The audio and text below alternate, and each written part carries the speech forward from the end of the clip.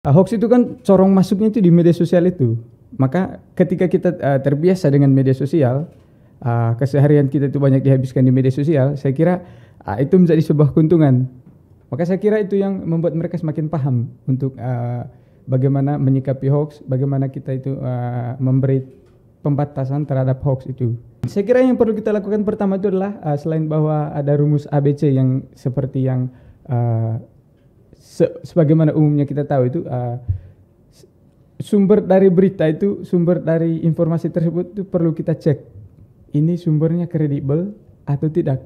Bahwa anak muda itu sering membaca itu tidak secara keseluruhan. Jadi cuma dicek judulnya doang. Ketika judulnya dirasa relate, langsung di-share. Padahal kan berita secara keseluruhannya kan dia belum baca, lalu dia belum amati kembali.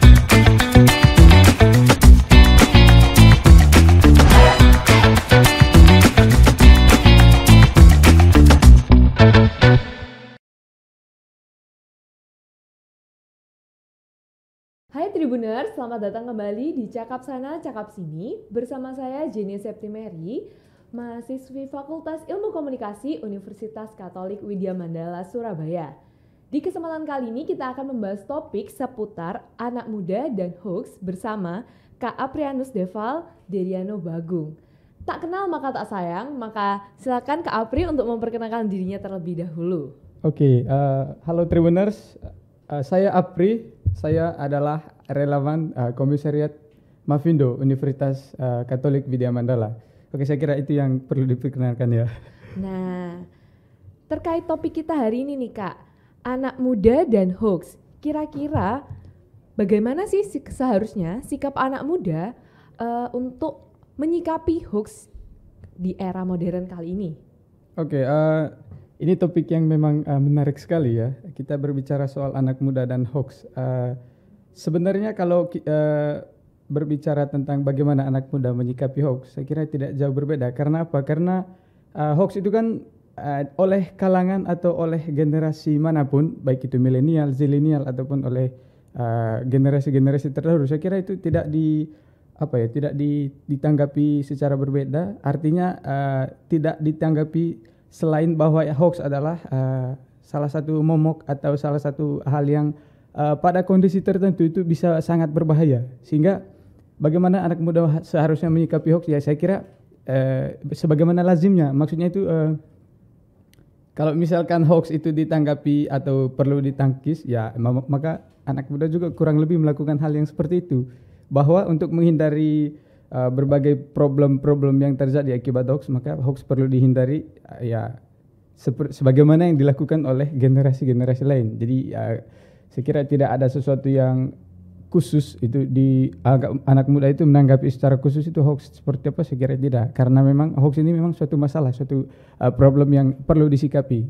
Oke, kira-kira begitu. Oke, berarti untuk hoax sendiri kan memang menjadi masalah untuk semua benar. orang. Iya, benar. Nah, tapi kan aku yakin nih generasi muda itu lebih pasti merasa dirinya lebih paham tentang teknologi, tentang dunia saat ini gimana gitu. Nah, itu kan menjadi sebuah kelebihan bagi generasi muda saat ini ketika mereka lebih paham teknologi. Iya, benar sekali ya. Memang anak muda yang kesehariannya itu tidak bisa dilepaskan dari aktivitasnya itu di media sosial, itu menjadi di satu sisi itu tuh salah satu keuntungan yang sangat besar. Artinya apa? Artinya ketika keseharian mereka itu banyak dihabiskan di media sosial, berselancar di media sosial, maka tentu saja mereka bisa dengan sangat mudah membedakan mana hoax, mana yang bukan hoax, mana berita yang sebenarnya. Nah, hoax itu kan corong masuknya itu di media sosial itu.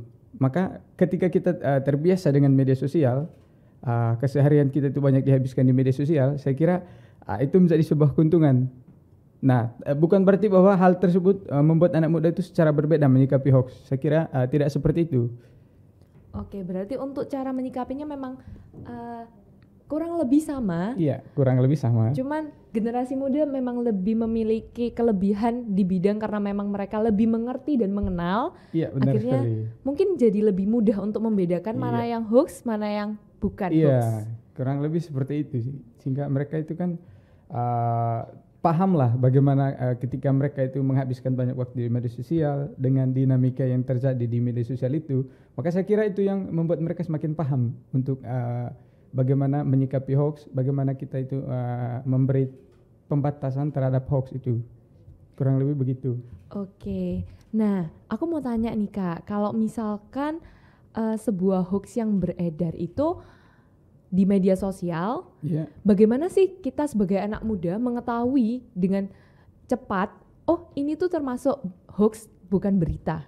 Apa sih yang membedakan sebuah berita dengan hoax?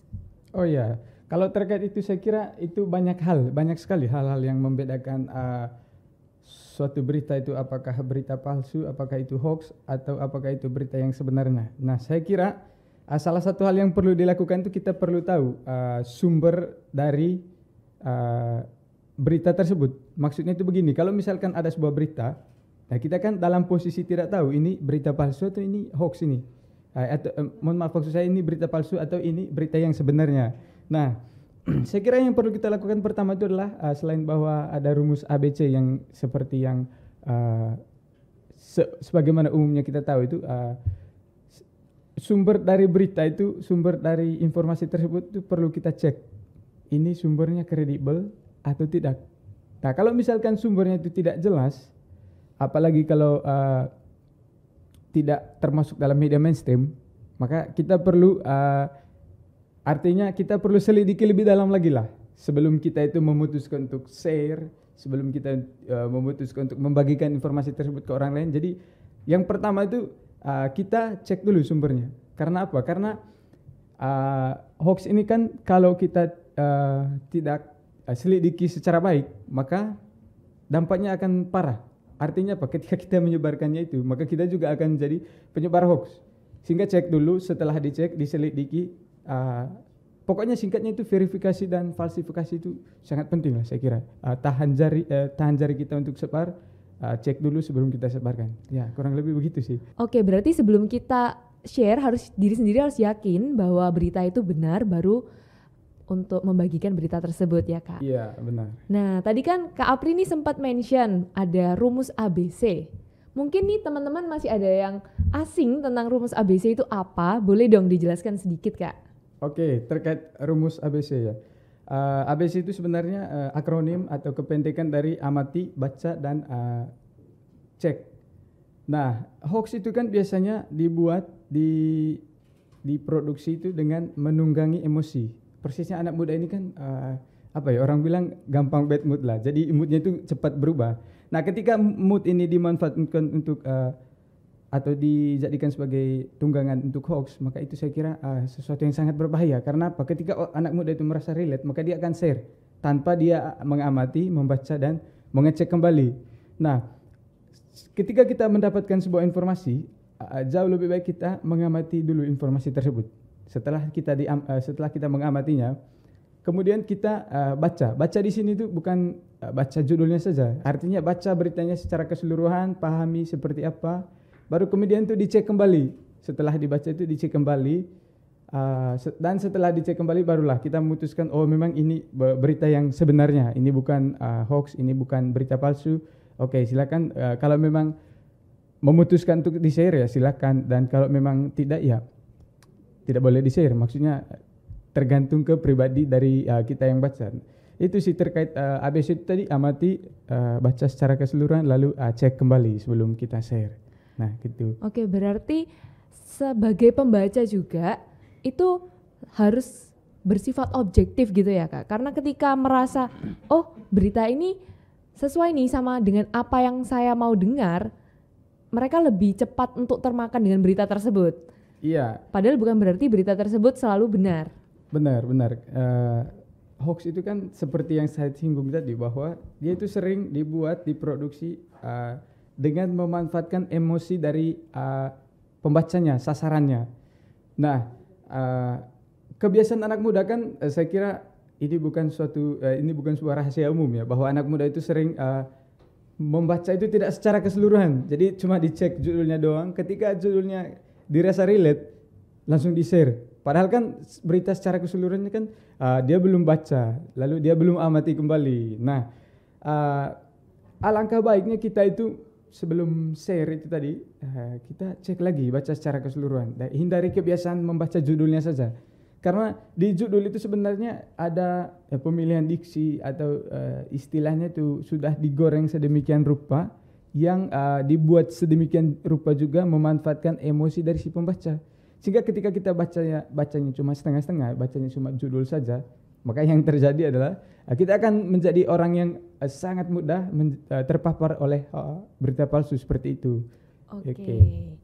Nah, kalau misalkan hoax sendiri, kira-kira hoax seputar apa yang akan dengan cepat untuk beredar di kalangan anak muda itu sendiri?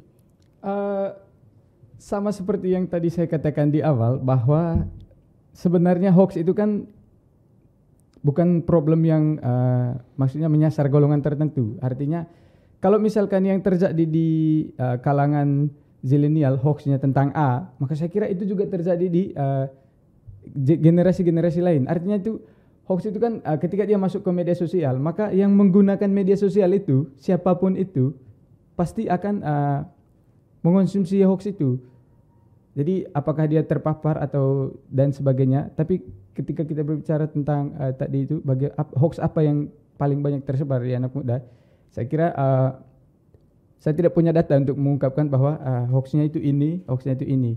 Tetapi bahwa ketika hoax itu masuk lewat corong umum media sosial, maka itu pasti sasarannya juga umum.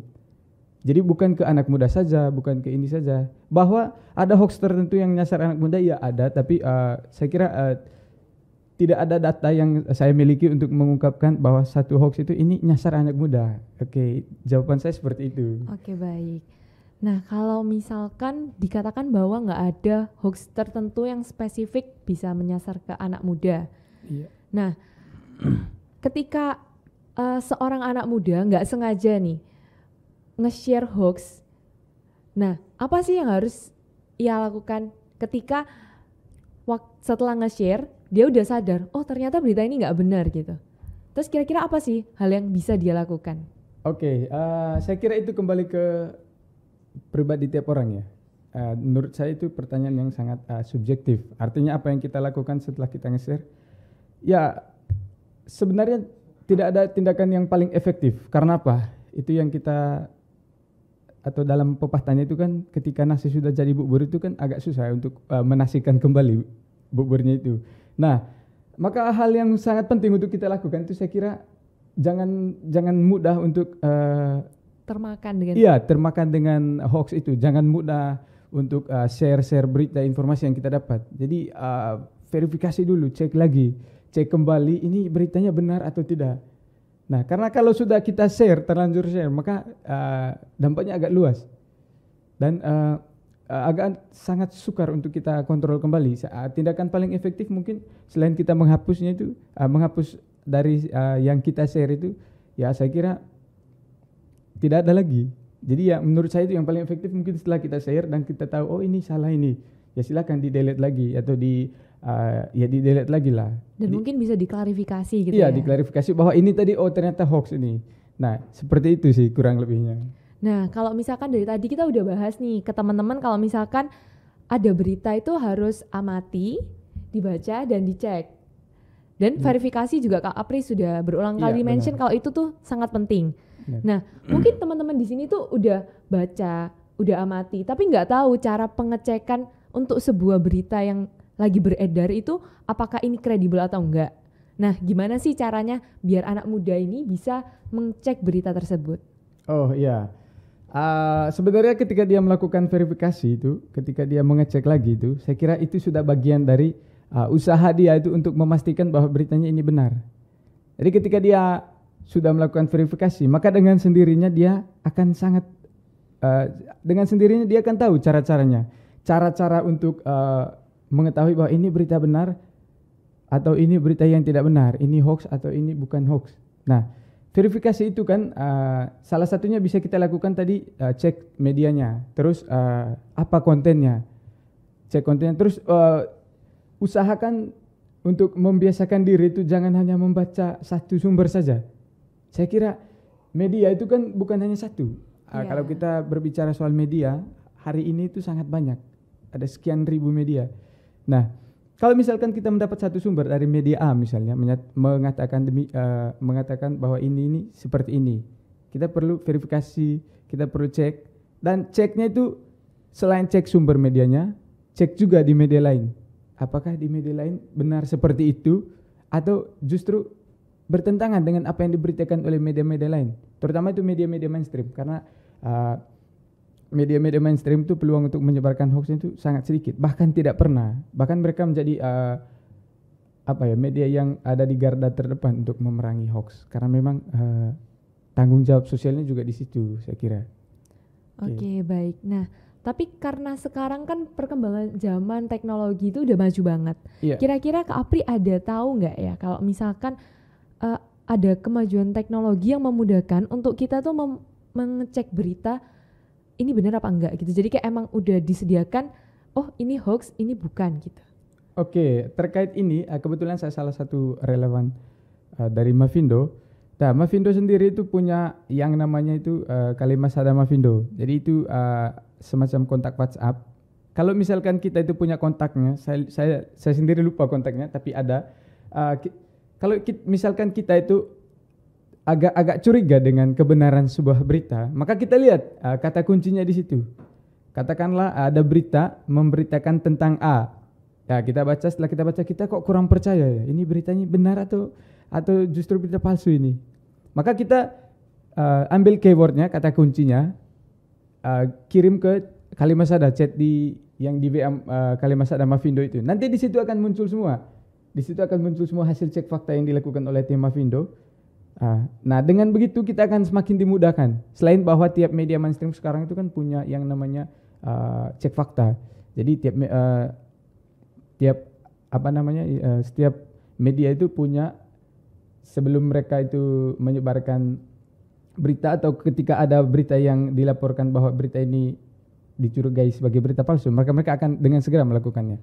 Nah, itu tiap media itu ada itu. Selain tiap media itu juga ada yang saya bilang tadi, itu ada Kalimasada Mavindo. Itu sangat membantu kita untuk mengecek apakah ini berita palsu atau berita yang sebenarnya begitu. Oke, jadi sebagai anak muda itu harus lebih skeptis. Iya, skeptis. Harus lebih mengerti dan membaca dengan benar, serta kembali melakukan verifikasi terkait apa yang dilihat sebelum meng-share gitu kan ya Kak ya? Benar sekali. Jadi kita itu harus kritis lah istilahnya. Jadi sangat disayangkan kalau misalkan kita itu dengan segala kemajuan yang ada, dengan segala perkembangan teknologi yang sangat mendukung, kemudian kita menjadi generasi yang sangat mudah terpapar hoax, itu kan sangat disayangkan. Ini katanya generasi yang akrab dengan media sosial, kok mudah terpapar hoax? Itu kan saya kira sesuatu yang sangat disayangkan. Misalkan yang terjadi dalam kehidupan anak muda itu seperti itu. Nah, begitu. Oke, berarti untuk teman-teman di luar sana jangan sampai mau termakan sama hoax. Kalian harus lebih kritis dan udah difasilitasi juga dengan kemajuan teknologi, dipermudah untuk cek fakta dan mungkin bisa recheck dari WhatsApp-nya. Iya, Kalimasada Mavindo. Dan kembali lagi dari diri sendiri harus lebih aware sama berita-berita yang diberitakan supaya bukan menjadi penyebar hoax gitu ya teman-teman. Iya, benar. Nah, mungkin Kak Apri ada kata-kata atau wejangan gitu untuk anak muda di luar sana supaya nggak gampang terpapar dengan hoax. Oke, kalau misalkan kata-kata atau wejangan, saya kira saya bukan orang yang memang saatnya memberi wejangan, tidak, tapi bahwa saya punya istilahnya itu tips atau semacam hal yang harus kita lakukan itu prinsip di zaman sekarang. Kalau secara pribadi itu prinsipnya itu begini, saya sendiri prinsipnya itu begini, segala kemajuan yang ada itu kan mendukung aktivitas kita, itu kalau kita memanfaatkannya secara benar. Jadi segala teknologi, terobosan-terobosan baru yang kita alami hari ini, yang akrab dengan kehidupan kaum muda, itu sekiranya akan sangat lebih efektif jika kita itu memanfaatkan sebagaimana mestinya. Sebagaimana mestinya yang dimaksud di sini itu bukan untuk menyebarkan hoax. Nah, hal itu hanya akan terjadi, artinya kita hanya akan bisa memanfaatkan itu sebagaimana mestinya, sebagaimana seharusnya, kalau kita itu punya daya pikir kritis yang baik. Artinya kita tidak mudah terprovokasi oleh hoax-hoax yang tersebar di media. Nah itu sih kurang lebih jadilah anak muda yang kritis, anak muda yang istilahnya itu tidak mudah terpapar hoax. Nah demikian kata-katanya. Ya. Oke, terima kasih banyak ya Kak Apri. Jadi teman-teman, jadi anak muda yang kritis dan pergunakan teknologi, jangan sampai diperanak oleh teknologi gitu ya. Iya benar. Jadi jangan sampai diperalat oleh alat karena teknologi itu kan bagian dari alat. Oke. Mungkin segitu dulu topik kita yang asik banget ya hari ini. Iya, oke. Oke, terima kasih Kak Apri. Sampai jumpa di Cakap Sana Cakap Sini berikutnya.